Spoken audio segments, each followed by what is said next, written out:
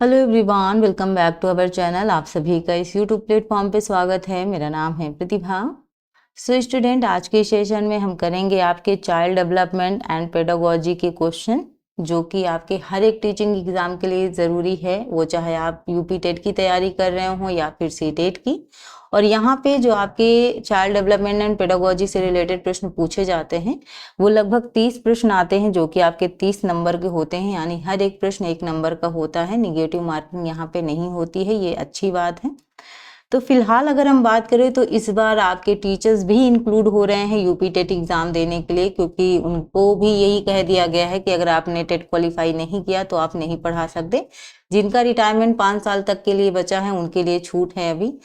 But एक तरीके से सही गलत वाली जो चीज़ है उसको मैं कहूँगी कि जो चीज़ें पहले थी, जिस हिसाब से चीज़ें चल रही थी, जो रूल्स पहले थे उस रूल्स के हिसाब से वो टीचरों की नियुक्ति हुई है, उस हिसाब से वो होना चाहिए था। बट फिलहाल उस पर अभी ज़्यादा बातचीत नहीं करते हैं, वो अलग बात है। लेकिन यहाँ पे आपको प्रैक्टिस करनी होगी क्योंकि कंपटीशन थोड़ा सा हाई होगा। एंड यूपी टेट के बाद सुपर टेट ज़रूर देखने को मिलेगा, क्योंकि जब भी यूपी टेट हुआ है उसके बाद सुपर टेट आने की संभावना और बढ़ जाती है। तो तैयारी अपनी उसी हिसाब से कीजिए, ये नहीं कि हमें बस टेट क्वालिफाई करना है तो नेचुरल सा पढ़ लेते हैं, क्योंकि टेट में फैक्चुअल क्वेश्चन पूछे जाते हैं एंड सी टेट में थोड़ा सा पेडागोजी ज़्यादा आती है, मतलब पेडागोजी से रिलेटेड चीज़ें ज़्यादा आती हैं। फिलहाल हम उसी हिसाब से आपके क्वेश्चन करेंगे जिस हिसाब के प्रश्न आपसे पूछे जाते हैं, ठीक है। स्पेशली जो हमारा टारगेट है वो अभी फिलहाल यूपी टेट है और आपका सी टेट है, ठीक है। तो चलिए बढ़ते हैं आज के सेशन पे। और ये सेशन पसंद आए तो लाइक शेयर सब्सक्राइब जरूर कीजिएगा, बेल आइकन जरूर प्रेस कर दीजिएगा, ताकि जब भी मेरी क्लासेज हैं उनकी नोटिफिकेशन आपको मिले और आप क्लास ज्वाइन कर पाए। चलिएगा। सो यहाँ पे क्वेश्चन है आपका, बाल विकास का अध्ययन किसके अंतर्गत आता है। ऑप्शंस हैं आपके मनोविज्ञान, बी है समाजशास्त्र, सी है दर्शन शास्त्र और डी है इतिहास। तो क्वेश्चन को ध्यान से देखें और फिर बताएं इसका करेक्ट आंसर क्या होगा। आज का जो सेशन है वो आप एक तरीके से टेस्ट की तरह लीजिए, जैसे आप टेस्ट देते हैं। यहाँ पे आपके 30 प्रश्न होंगे और 30 प्रश्नों में से आप हमें बताएंगे कमेंट में कि आपके कितने क्वेश्चन सही हुए हैं। एक तरीके से अपने आप को चेक करने के लिए कि मेरी तैयारी कैसी है, ये बेस्ट चांस है आपके लिए। अगर आप 20 से 25 के बीच आंसर सही करते हैं, इसका मतलब है कि आपकी तैयारी ठीक है। अगर आप 25 से 30 के बीच आंसर कर रहे हैं, इसका मतलब आपकी तैयारी काफी अच्छी है। मतलब अब आपको बहुत ज्यादा मेहनत नहीं करनी है, सिर्फ क्वेश्चन आंसर सॉल्व करने हैं। अगर 20 से कम है तो थ्योरी चीजें जरूर पढ़िए, उसके साथ साथ प्रैक्टिस करिए, ये मैं आपको कहूंगी। और यहाँ पे जो आपका करेक्ट आंसर है स्टूडेंट, वो है ऑप्शन ए। तो आज से ही हम लोग अब रेगुलर बेसिस पे आपके सी टेट और जो आपका यूपी टेट है उसके लिए लगातार सेशन लाएंगे, जो आपके अलग अलग होंगे। आपका बाल विकास, उसके बाद हिंदी के भी क्वेश्चन, उसके साथ साथ जो अदर सेक्शन है उनको भी कंप्लीट करेंगे, ताकि आपकी पूरी प्रिपरेशन हो सके। नेक्स्ट क्वेश्चन है आपका, देखिएगा और बताइएगा इसका करेक्ट आंसर क्या होगा। सो क्वेश्चन है, जीन पियाजे महोदय जी के बारे में पूछा गया है। तो जीन पियाजे जी की जो थ्योरी है, जिसको हम कहते हैं संज्ञानात्मक विकास का सिद्धांत, यानी कॉग्निटिव डेवलपमेंट थ्योरी, उसके हिसाब से इंटेलेक्चुअल की 4 स्टेजेस हैं, उन्हीं से रिलेटेड आपका प्रश्न पूछा गया है। तो पियाजे के अनुसार 7 से 11 वर्ष तक की अवस्था कहलाती है। तो जो पियाजे की इंटेलेक्चुअल जो स्टेजेस हैं, उनमें जो 4 स्टेजेस में जो बताई गई हैं, एक है आपकी 7 से 11 वर्ष तक की एज वाली अवस्था, उसके बारे में पूछा गया है। तो पहली अवस्था है आपकी सेंसरी मोटर स्टेज, दूसरा है आपका प्री ऑपरेशनल स्टेज यानी पूर्व संक्रियात्मक अवस्था, सी है कॉन्क्रीट ऑपरेशनल स्टेज यानी ठोस या मूर्त संक्रियात्मक अवस्था, और डी है आपका फॉर्मल ऑपरेशनल स्टेज यानी औपचारिक संक्रियात्मक अवस्था। तो बताइएगा 7 से 11 वर्ष तक की अवस्था क्या कहलाती है।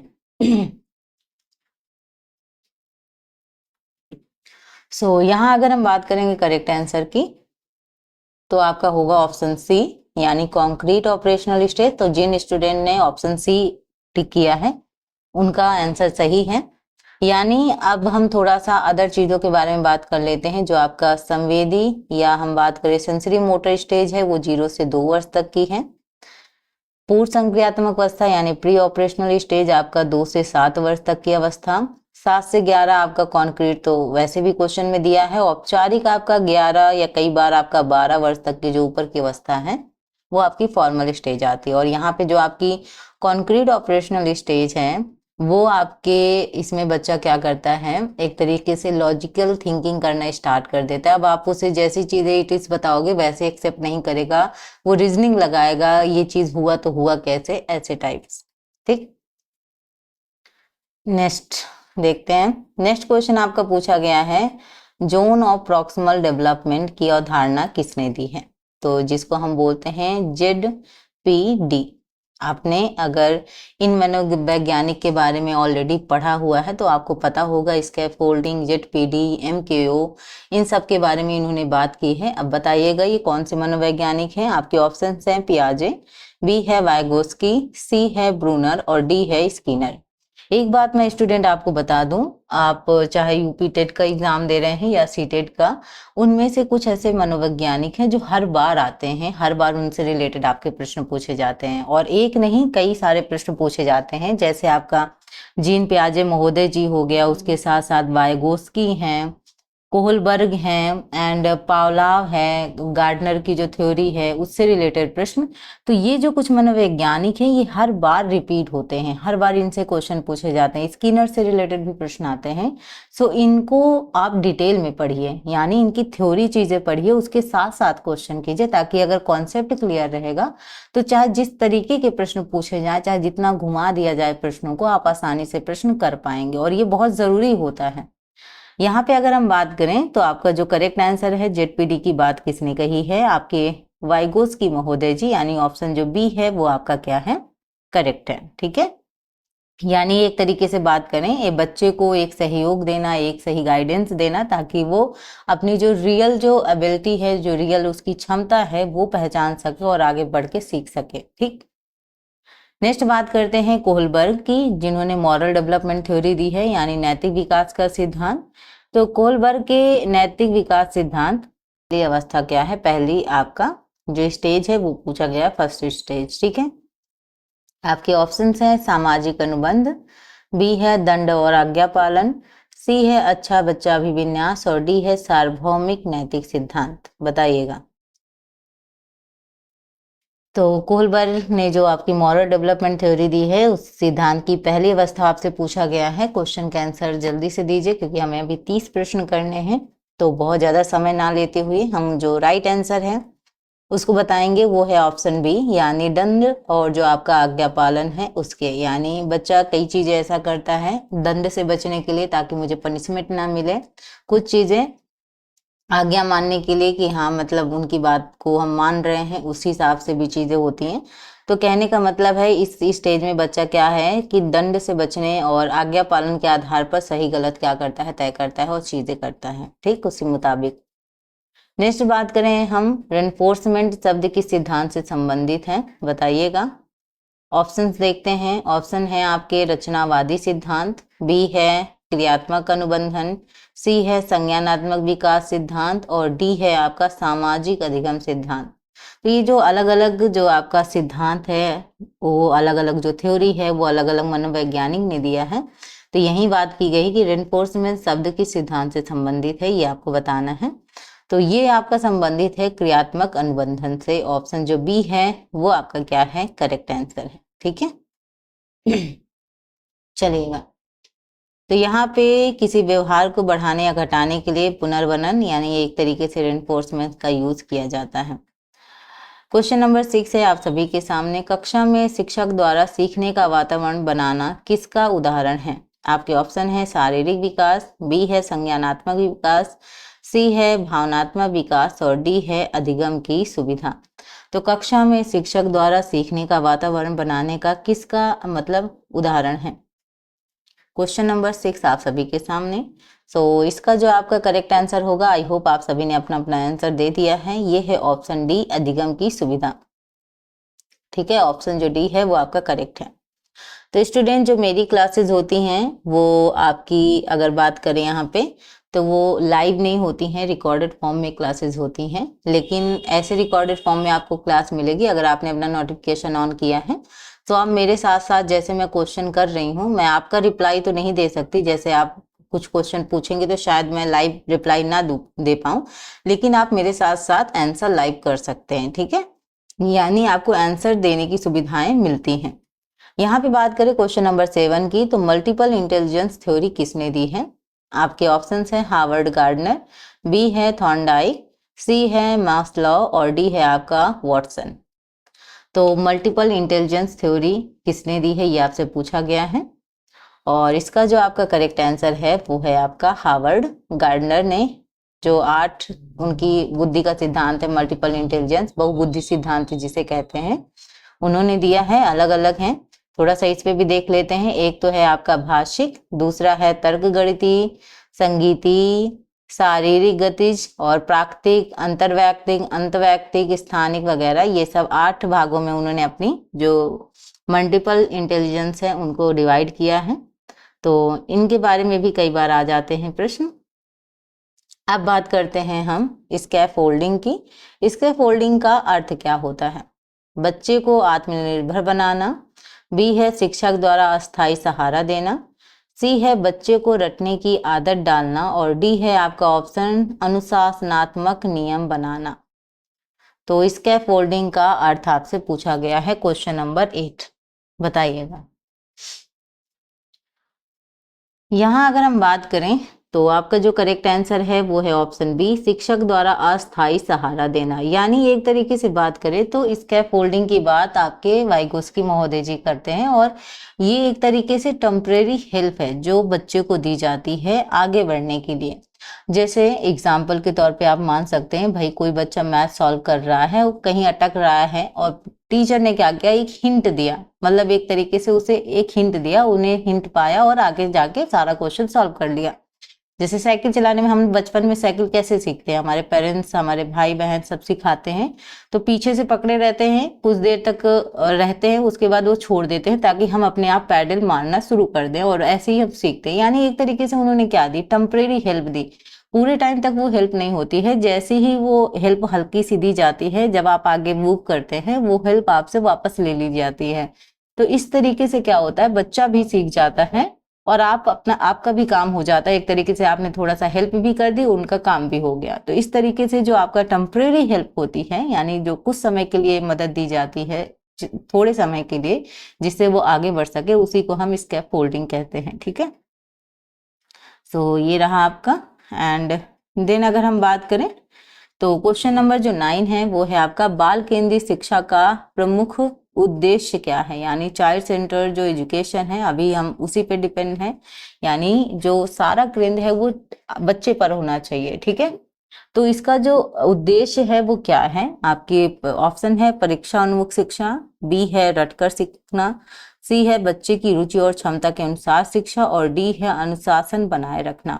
ठीक है, तो देखो ऐसे क्वेश्चन जो आपके पेडागोजी के पूछे जाते हैं, इसमें एलिमिनेशन लगाओ कि कैसे आप अदर ऑप्शन को हटा सकते हो और राइट आंसर तक पहुंच सकते हो। जैसे क्या केवल शिक्षा देने का मतलब ये है कि भाई परीक्षा उन्मुख होनी चाहिए? ठीक है, क्या रोट लर्निंग की बात की जाती है? बिल्कुल भी नहीं। ठीक है, क्या आप ये बताइए कि अनुशासन बनाए रखना ही केवल मात्र जरूरी? अनुशासन जरूरी है, लेकिन अगर हम यहाँ बेस्ट ऑप्शन की बात करेंगे तो जहाँ पे बच्चे की जो इंटरेस्ट है, ठीक है, बच्चे की जो क्षमता है, उसके अनुसार जो शिक्षा दी जा रही है वो सबसे इम्पोर्टेंट है। तो एजुकेशन कैसी होनी चाहिए? बच्चे के अनुसार होनी चाहिए, बच्चे के इंटरेस्ट के अनुसार होनी चाहिए। तो ये जो ऑप्शन है ऑप्शन सी, ये आपका क्या होगा, करेक्ट आंसर होगा। ठीक है, चलिएगा नेक्स्ट क्वेश्चन की बात करते हैं। क्वेश्चन नंबर 10 है आप सभी के सामने। लर्निंग बाय डूइंग की शिक्षा दार्शनिक का सिद्धांत है। लर्निंग बाय डूइंग की बात किसने करी है? आपके ऑप्शन है रूसो, बी है जॉन डेवी, सी है पेस्टोलॉजी और डी है आपका फ्रोबेल। तो किस मनोवैज्ञानिक ने आपके लर्निंग बाय डूइंग की बात की है, ये आपसे पूछा गया है। बताइएगा, फटाफट आंसर दीजिए आप सभी स्टूडेंट। एंड यहाँ पे बात करें आपके करेक्ट आंसर की, तो लर्निंग बाय डूइंग आपका ऑप्शन जो बी है जॉन डीवी, ये आपका क्या है, करेक्ट आंसर होगा ऑप्शन क्या, बी। ठीक है, तो कहा है कि शिक्षा अनुभवों और क्रियाओं से होती है। जो आपकी लर्निंग है, जो सीखना है, वो करके सीखने पर आधारित है, वो आपकी एक्सपीरियंस पे बेस्ड है। ठीक है, कुछ चीजें होती हैं हम एक्सपीरियंस से ज्यादा सीखते हैं, जब हम कोई चीज करते हैं उससे ज्यादा सीखते हैं। ठीक है, नेक्स्ट क्वेश्चन है सीखने की सर्वश्रेष्ठ परिभाषा कौन सी है? आपके ऑप्शन हैं ज्ञान का संग्रह है, बी है अनुभव से होने वाला स्थायी परिवर्तन, सी है परीक्षा में अच्छे अंक लाना और डी है पुस्तकों का अध्ययन। अब आप यहाँ पे खुद ही से देख सकते हैं, जब हम क्वेश्चन सॉल्व करते हैं तो आप बताइए सीखने का जो मेन जो परिभाषा है, सबसे अच्छी परिभाषा क्या यहाँ पे क्या हो सकती है। कुछ चीजें हैं, कुछ आपके ऑप्शंस हैं जिनको आप पहले ही हटा सकते हैं जिससे आप आंसर तक आसानी से पहुंच जाएं। परीक्षा में अच्छे अंक लाना ही इसीलिए हम सीख रहे हैं, नहीं ना। पुस्तकों का अध्ययन बिल्कुल सही नहीं है। ज्ञान का मतलब केवल हम कलेक्ट कर रहे हैं, केवल नॉलेज कलेक्ट कर रहे हैं, नहीं। जो आपका राइट आंसर है और जो बेस्ट है वो है आपका अनुभव से होने वाला स्थायी परिवर्तन। ठीक है, एक्सपीरियंस से जो आपको क्या चीजें मिलती हैं, जो चेंजेस आते हैं सीखने से। देखो सीखने में एक चीज याद रखिएगा, सीखने में ये नहीं है कि हमने पुस्तकें पढ़ ली, हमें इतना ज्ञान हो गया, हमारे पास इतनी नॉलेज है, वो नहीं है आपका ज्ञान। जो आपको एक्सपीरियंस से अनुभव हो रहा है, जो आपके बिहेवियर में चेंजेस आ रहा है। अब आप जब होता है कि आप जब पढ़ लिख लेते हैं एक सभ्य बन जाते हैं, एक आपके बोलने में, आपके हर एक्शन में थोड़ा सा चेंजेस आता है। मतलब आप किसी से बात कर रहे हैं तो किस लहजे से कर रहे हैं, किस तरीके से बात कर रहे हैं, वो भी आपका एक लर्निंग का ही पार्ट होता है ना। तो आपके बिहेवियर में जो चेंजेस आता है, आपके एटीट्यूड में जो चेंजेस आता है, वो आपके लर्निंग से आता है, एक्सपीरियंस से आता है। तो कहने का मतलब है सीखने की जो सर्वश्रेष्ठ परिभाषा होती है वो अनुभव से होने वाला एक तरीके का क्या है, आपका स्थायी परिवर्तन है। ठीक है, तो ऑप्शन जो बी है वो आपका क्या होगा, करेक्ट आंसर है। चलिएगा क्वेश्चन नंबर 12 है आप सभी के सामने, किस मनोवैज्ञानिक ने क्लासिकल कंडीशनिंग सिद्धांत दिया है। तो क्लासिकल जो आपका कंडीशनिंग सिद्धांत है वो किस मनोवैज्ञानिक ने दिया है, ये आपको बताना है। वॉटसन, पावलोव, स्किनर और थॉर्नडाइक। बताइएगा, चारों ऑप्शन आप सभी के सामने हैं। क्वेश्चन को ध्यान से देखें, बताएं आंसर। Question number 12। सो यहाँ जो आपका करेक्ट आंसर है वो है आपका पावलोव महोदय जी। ठीक है, चलिए तो ये जो आपके पावलोव हैं उन्होंने कुत्तों का प्रयोग किया। ठीक है, और इनकी थ्योरी के बारे में हम लोग अलग से क्लास लेंगे, जिससे अलग अलग मनोवैज्ञानिक के बारे में मैं शॉर्ट वीडियो एक तरीके से लेकर आऊंगी, जिससे आप अलग अलग वैज्ञानिक के बारे में थोड़ा सा कम समय में ज्यादा चीजें आप सीख पाएंगे। क्वेश्चन नंबर आप 13 देखिएगा, थॉर्नडाइक का लॉ ऑफ इफेक्ट किससे संबंधित है। तो थॉर्नडाइक के 3 नियम हैं। ठीक है, उन 3 नियम में से एक है लॉ ऑफ इफेक्ट का, यानी प्रभाव का नियम। तो इससे किससे संबंधित है, आपका आदत निर्माण से, प्रोत्साहन और परिणाम से, सी है स्मृति से, या फिर डी है संज्ञानात्मक विकास से। तो किससे संबंधित है।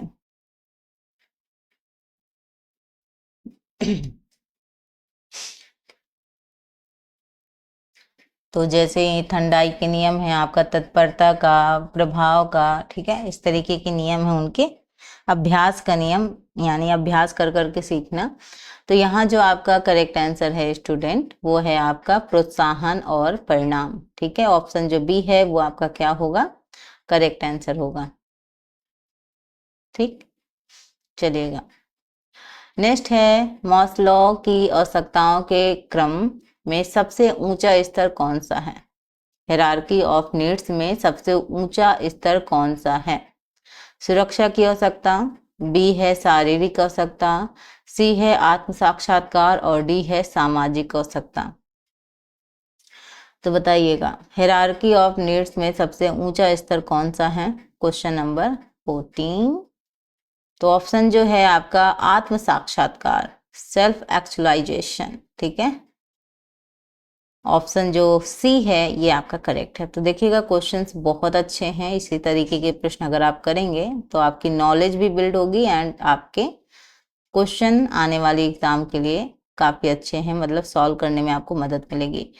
ब्लूम टेक्सोनॉमी से अक्सर प्रश्न पूछे गए हैं। तो ब्लूम टेक्सोनॉमी में इवेल्युएशन किस प्रकार का उद्देश्य है, जो एक तरीके का मूल्यांकन है वो किस प्रकार का उद्देश्य है आपका, संज्ञानात्मक, बी है भावनात्मक, सी है मनोचालक और डी है आपका शारीरिक, फिजिकल। ठीक है, फिजिकल लिख लीजिएगा यहाँ पे। तो ब्लूम्स टेक्सोनॉमी आपका टेक्सोनॉमी में आपका इवेल्युएशन किस प्रकार का एक तरीके का उद्देश्य है ये आपको बताना है। तो यहाँ अगर हम बात करें तो ये है आपका एक तरीके से कॉग्निटिव यानी संज्ञानात्मक। संज्ञानात्मक मतलब जो आपके दिमाग से रिलेटेड होता है, संज्ञान से रिलेटेड होता है। चलिएगा नेक्स्ट क्वेश्चन देखिएगा। आई होप आप मेरे साथ साथ आंसर कर रहे हैं, ये आपके लिए बहुत ज़रूरी है। यहाँ बात करें टेबुलर आशा अर्थात खाली स्लेट की अवधारणा किसने दी है?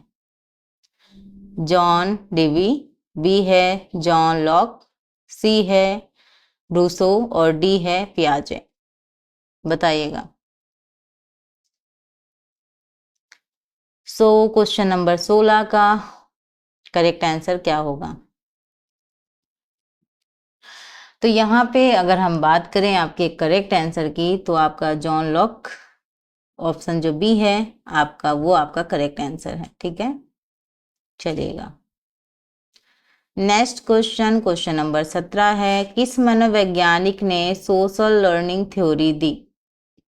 तो सामाजिक जो आपका अधिगम जो आपका सिद्धांत है वो किसने दिया है, ये पूछा गया है। आपके ऑप्शंस हैं बंडूरा, बी है आपका थॉर्नडाइक, सी है स्किनर और डी है आपका ब्रूनर। तो किस मनोवैज्ञानिक ने सोशल लर्निंग थ्योरी दी है, ये आपसे पूछा गया है। क्वेश्चन नंबर 17 का आंसर क्या होगा? जल्दी जल्दी फटाफट आप आंसर दीजिएगा और मुझे रिजल्ट जरूर बताइएगा। स्टूडेंट शेयर जरूर कीजिएगा कि आपके कितने क्वेश्चन सही हुए हैं। मैं हर एक कमेंट में आपको रिप्लाई जरूर दूंगी। ठीक है, तो जो भी लोग कमेंट करते हैं मेरी तरफ से रिप्लाई जरूर आता है, सो कमेंट जरूर कीजिएगा। कमेंट करने से एक तरीके से ये होता है ना कि आप मेरे साथ साथ आप एक्टिव हो, मेरे साथ साथ आप क्वेश्चन आंसर कर रहे हो, ये मुझे भी मालूम होना चाहिए। तो आपका जो आंसर है स्टूडेंट, वो आपका क्या आंसर होगा? Option A Bandura. ठीक है, सोशल लर्निंग जो थ्योरी है।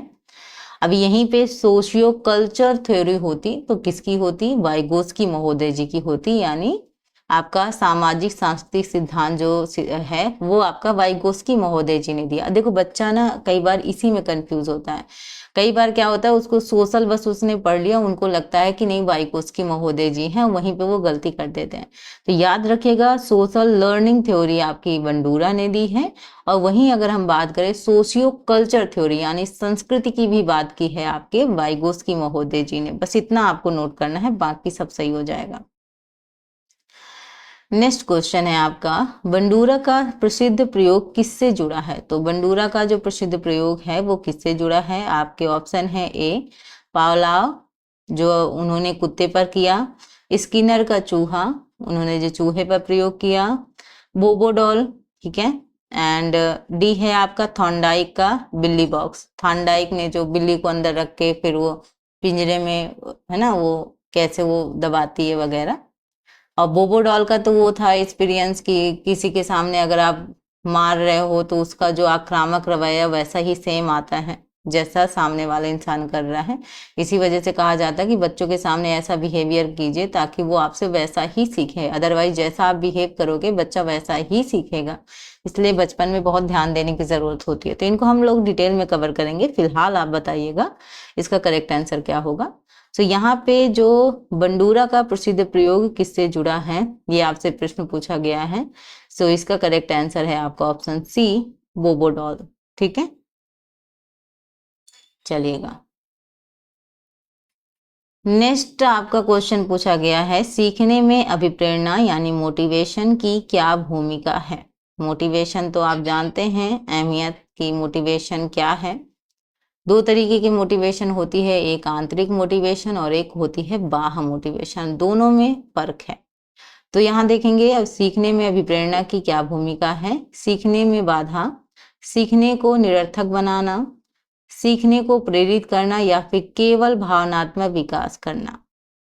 अब एक चीज तो ऑलरेडी आपको निगेटिव की ओर इंडिकेट कर रही है, जब ओनली वाले कोई भी चीजें आए तो उसको हम सीधा क्या करेंगे, कट करेंगे। तो एक ऑप्शन तो आपका ऑलरेडी हट गया। ठीक है, सीखने में अभिप्रेरणा कभी बाधा नहीं हो सकती है, बैरियर का काम नहीं करेगी। सीखने को निरर्थक बनाना, ठीक है, यानी कोई भी मीनिंगफुल नहीं है ये चीज, ये भी आपका गलत है। तो आपका जो करेक्ट आंसर है वो है आपका सीखने को प्रेरित करना। देखो, दो तरीके के मैंने आपको जो अभिप्रेरणा है, मोटिवेशन है, उसकी बात की। एक बाह्य मोटिवेशन होती है, जैसे पुरस्कार, इसके एक तरीके से लालच की वजह से आप, भाई हम पढ़ रहे हैं, हमें जॉब चाहिए, पैसे कमाने हैं, वो वाला। एक होता है आपका आंतरिक, एक मतलब आप अंदर से मोटिवेट होते हैं कि लाइफ में मुझे ये चीज़ अचीव करनी है, इसके बाद मुझे आगे करना है, इसमें मुझे ग्रोथ करनी है, ठीक है, आगे फ्यूचर करना है। जो आपका आंतरिक अभिप्रेरणा है स्टूडेंट, वो लाइफ टाइम तक चलता है।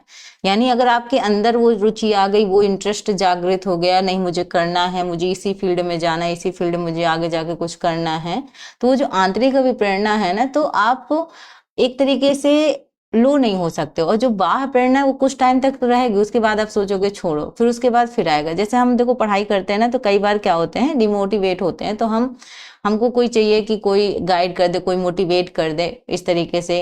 और हमें क्या आता है, हम वीडियो देखते हैं, शॉर्ट देखते हैं, उसके बाद हमें लगता है फिर से हमारे अंदर जोश आ गया। कुछ देर के लिए वो जोश तो आ जाता है, लेकिन उसके बाद फिर चला जाता है। लेकिन अगर हम अंदर से मोटिवेट हैं, हमें पता है कि हमें क्या करना है, हमें पता है कि हमारा एम क्या है, हमें किस लक्ष्य पर जाना है, जब अंदर से मोटिवेट होते हैं, तो वो शॉर्ट वीडियो के माध्यम से हम रुकेंगे नहीं, हमारा वैसा ही चलता रहेगा। हाँ, कई बार हम थोड़े वक्त के लिए हो सकते हैं, बट ज़्यादा वक्त के लिए नहीं। तो ये बाह्य और आंतरिक में थोड़ा सा फर्क होता है। मोटिवेशन सीखने में बहुत हेल्प करता है। कई बार हम लो फील करते हैं, और जब हमें मोटिवेशन मिल जाता है, तो फिर हमारे अंदर वही एनर्जी, वही पावर हो जाती कि नहीं अब मैं पक्का करूंगा, तो ऐसा टाइप का। तो ऑप्शन जो सी है वो आपका करेक्ट है। नेक्स्ट क्वेश्चन है आपका, प्रोजेक्ट मेथड के प्रवर्तक के बारे में पूछा गया है। प्रोजेक्ट मेथड के प्रवर्तक कौन है?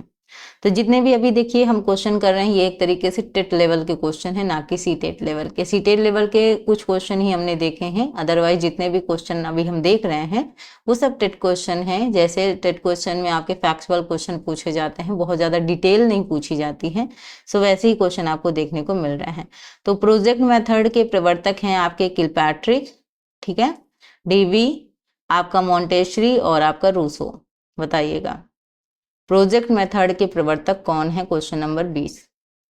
तो यहाँ इनके हैं किलपैट्रिक महोदय जी, ठीक है। ऑप्शन जो ए है वो आपका क्या है, करेक्ट आंसर है, ठीक। चलिए नेक्स्ट क्वेश्चन, मॉन्टेसरी शिक्षा पद्धति किस पर आधारित है? बताइएगा जो मॉन्टेसरी सिस्टम है वो एजुकेशन मतलब किस पर बेस्ड है? बाल केंद्रित शिक्षा, चाइल्ड सेंटर्ड एजुकेशन, शिक्षक केंद्रित शिक्षा, टीचर सेंटर आपका एजुकेशन, रटने की पद्धति यानी रोट लर्निंग मेथड, या फिर अनुशासनात्मक शिक्षा डिसिप्लिनरी एजुकेशन। तो बताइएगा क्वेश्चन नंबर 21 का करेक्ट आंसर होगा आपका ऑप्शन ए, बाल केंद्रित शिक्षा यानी चाइल्ड सेंटर्ड एजुकेशन जो है उस पे बेस्ड है। Next question, learning by trial and error किसने दिया?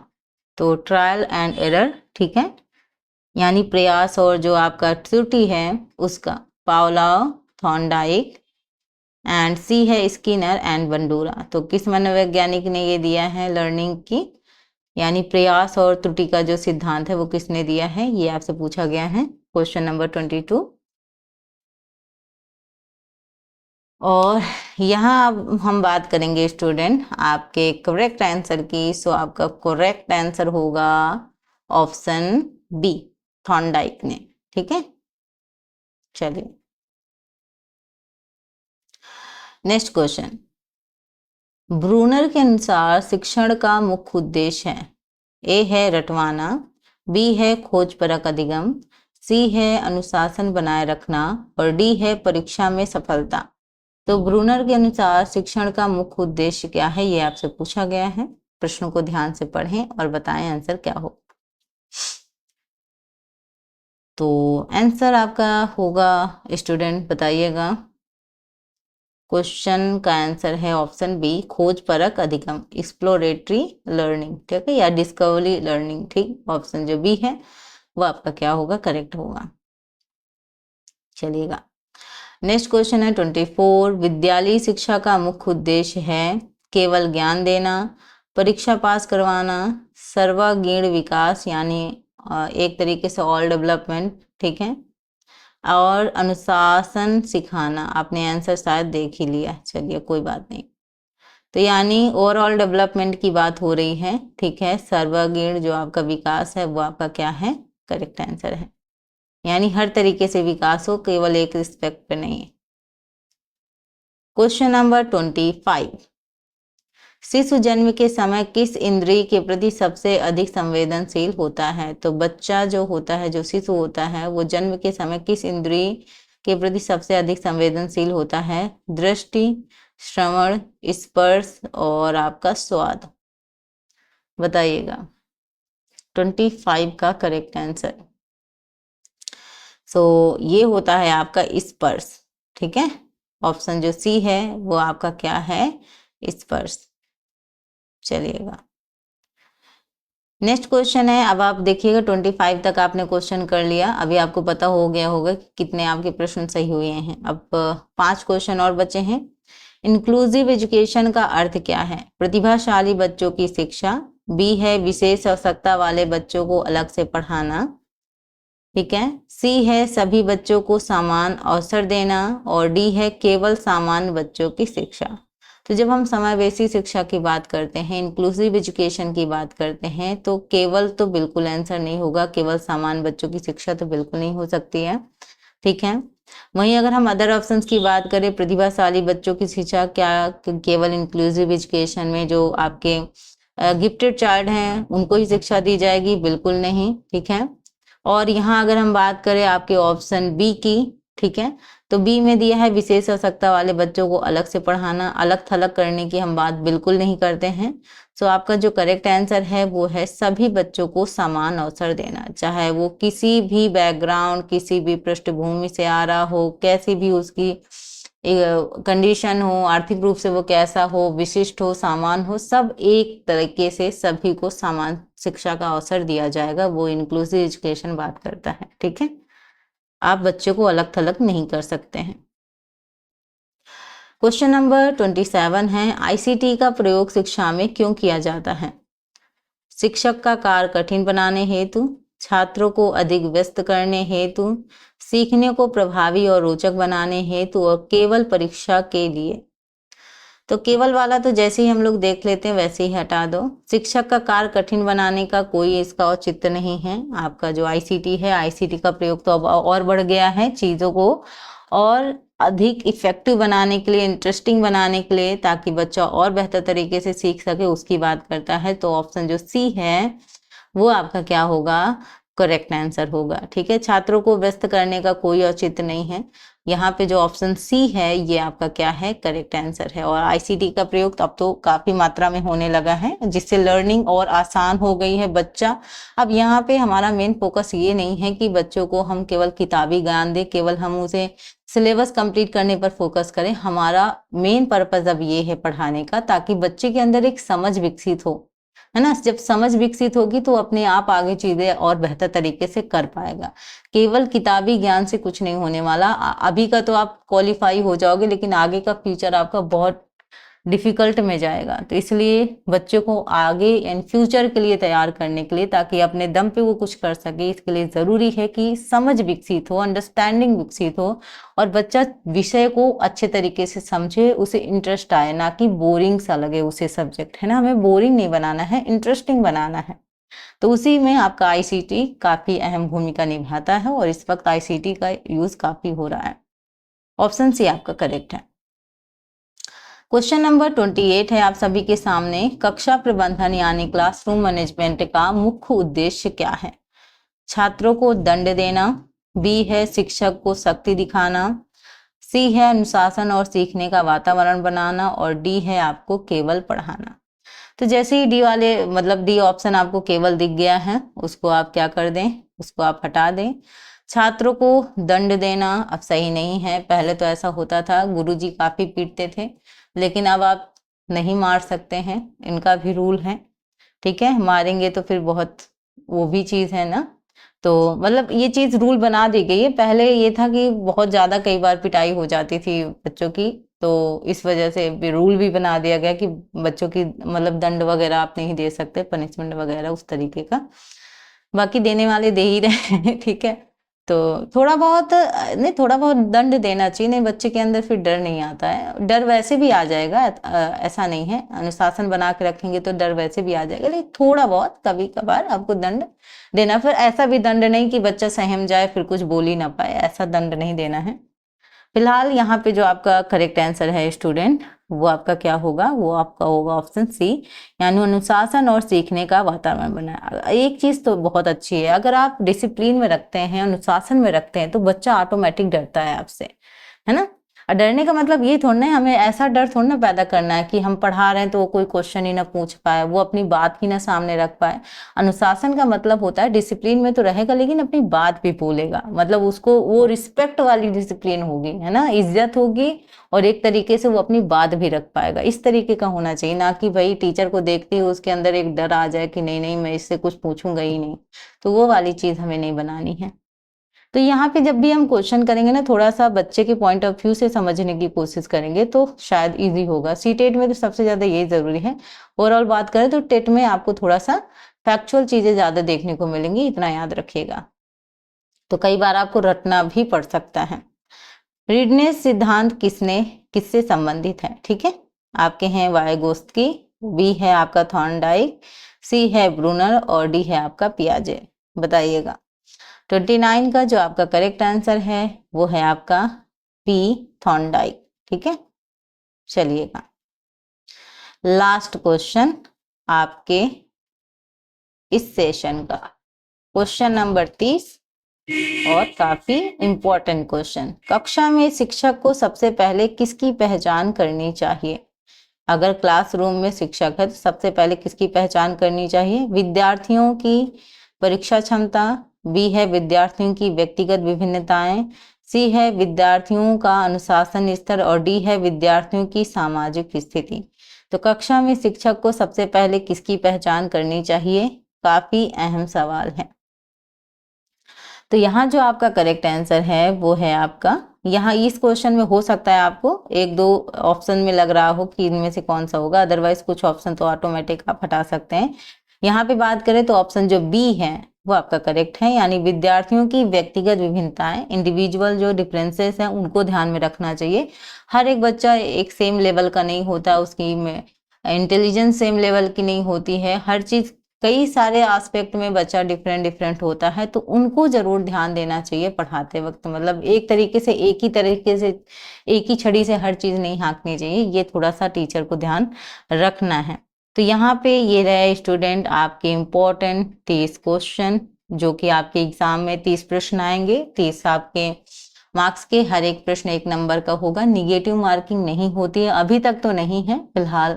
आप जानते हैं आजकल किसी चीज का भरोसा नहीं, कब कौन सी चीज में बदलाव हो जाए। किसको पता था कि भाई जो टीचर जॉब कर रहे हैं इस वक्त, जिनकी एज इतनी ज्यादा हो गई है, आगे कुछ समय बाद उनकी रिटायरमेंट आएगी, उस समय उनको टेट जैसे एग्जाम देने पड़ेंगे। कोई जानता था? कोई नहीं जानता था। तो कहने का मतलब है हमें स्थिति के हिसाब से प्रिपेयर होना पड़ेगा। और अगर आप चाहते हैं कि आपकी तैयारी बेहतर हो, सुपर टेट भी आने वाला है बहुत जल्द, क्योंकि आप जानते हैं काफी समय से टेट भी नहीं आया था, जिसकी वजह से सुपर टेट की भी वैकेंसी हमें देखने को नहीं मिल रही थी। चुनाव आने वाले हैं, तो जब चुनाव आते हैं उससे पहले कई सारी चीजें हल्ला होती हैं, लेकिन याद रखिएगा सुपर टेट आने के चांसेस काफी हैं। तो इस वजह से तैयारी इस हिसाब से करिए कि केवल आपको पास नहीं होना है बल्कि अच्छे मार्क्स लाने हैं। कंपटीशन ज्यादा है, जो लोग अच्छे नंबर लेकर आएंगे उन्हीं लोगों का सिलेक्शन होगा। और अगर आप चाहते हैं कि इतने समय का इंतजार आपको एक अच्छा फल दे, इसके लिए जरूरी है कि आप थोड़ा सा और मेहनत कर ले। अब यही समय है, 2026 आपके लिए बहुत बेहतर हो सकता है। 2025 तो आपका ऑलमोस्ट जाने ही वाला है, इसमें अभी कुछ नहीं है, लेकिन जैन से आपका टेट का होगा, उसके बाद आपको सुपर टेट की भी बहुत जल्द देखने को मिलेगी। मैं यहाँ बिल्कुल कंफर्मेशन नहीं दे रही हूँ कि सुपर टेट होगा ही, लेकिन उम्मीद है ना, काफी हद तक चांसेस है कि होगा। ठीक, तो ये रही स्टूडेंट आज का सेशन। आई होप आज का सेशन आपको पसंद आया होगा। क्वेश्चन बहुत बेहतरीन थे, इसी तरीके के प्रश्न आपके आते हैं। अगर आप चाहते हैं मैं ऐसे क्लासेस और लेकर आऊं तो कमेंट बॉक्स में मुझे और बताइएगा। और यहाँ पे अपने नंबर जरूर शेयर कीजिएगा कि 30 में से आपने कितने क्वेश्चन सही किए। और सेशन पसंद आया तो लाइक से सब्सक्राइब जरूर कीजिएगा। आप सभी का इस चैनल से जुड़ने के लिए थैंक यू सो मच। मिलते हैं अपने नेक्स्ट सेशन में। अपना ध्यान रखिएगा, अपने माता पिता का। Thank you for watching. Thank you so much. Bye bye.